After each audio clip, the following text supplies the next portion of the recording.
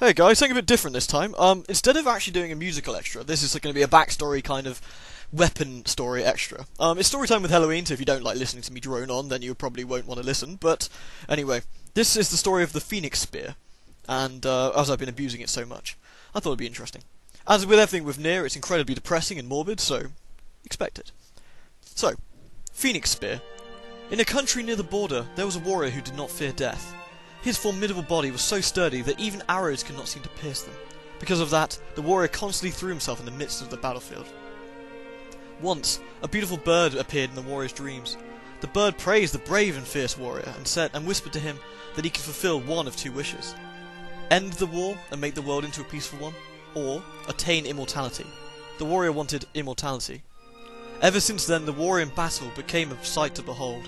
He cut down enemies like grass. No matter how many arrows had been shot into him, no matter how many swords he's been showered in, he remained perfectly fine, and continued to cut open a path in the enemies. The king bestowed numerous titles and praise upon the warrior, and the warrior thought that his glorious days would continue until the end of time. However, the war did not end, and the border country eventually became to destruction.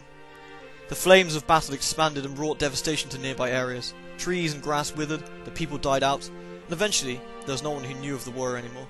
No matter how much he starved himself, the warrior could not die. He dreamt of the beautiful bird again. He begged to die, but the bird answered that he couldn't. It told the warrior that he could never die, no matter what. And for the next one, I'm going to be using the Fang of the twins for the story. This is the weapon we found inside the mansion, Emil's mansion.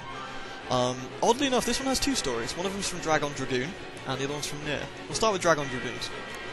A long time ago, there were twin gods that held the power of flames. The gods bestowed fire and reasoning, along with many languages upon mankind, and watched over them. However, mankind fell and angered the twin gods. The twin gods brought down thunder on many cities, began floods, and tried to burn the earth with their flames. Mankind finally realised its own mistakes, and offered a huge axe in the hopes of stilling the gods' anger. It was a cursed offering, baptised by the blood of a pair of young twins.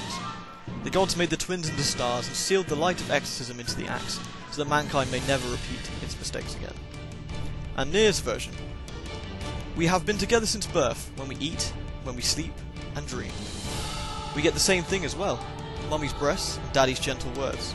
But we died separately, me at Daddy's hands, my sister at my mother's hands. They cut off our heads and we died separately. But it's okay, our blood mixed together and stay in the same axe. We will always be together from now on. Two bodies will return to one. Huh. Nice and morbid for you. Hope you enjoyed the little extra. We'll do a couple more next time. So, backstory. Yeah.